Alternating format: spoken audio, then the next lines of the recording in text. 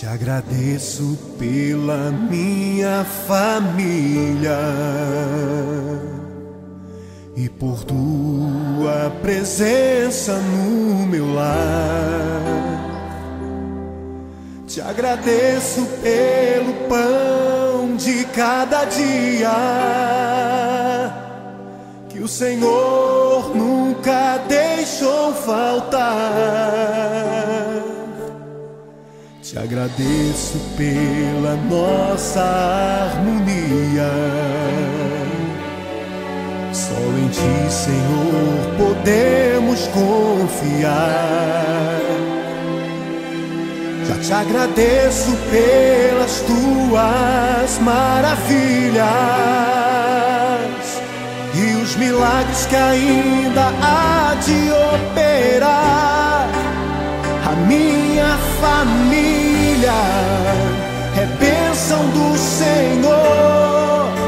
Me ensina a tratar minha família com amor.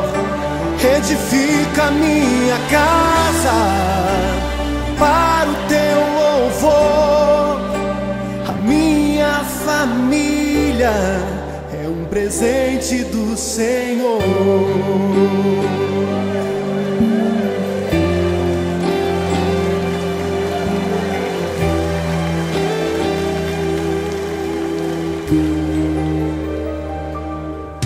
Te agradeço pela minha família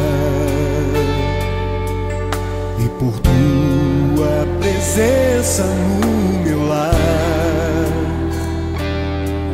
Te agradeço pelo pão de cada dia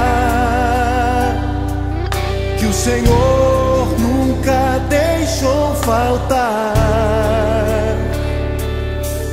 Te agradeço pela nossa harmonia. Só em Ti, Senhor, podemos confiar. Já te agradeço pelas Tuas maravilhas e os milagres que ainda há de operar. A minha família é bênção do Senhor. Me ensina a tratar minha família com amor. Edifica minha casa para o Teu louvor. A minha família é um presente do Senhor.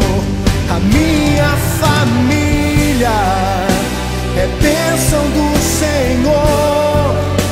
Me ensina a tratar minha família com amor. Edifica minha casa para o Teu louvor. A minha família é um presente do Senhor. A minha família é bênção do Senhor. Eu convido você a dar um abraço nessa pessoa que você tanto ama. E se você não está perto dessa pessoa, liga para ela, diga: eu te amo, você é muito importante para mim. A minha família é um presente do Senhor. A minha família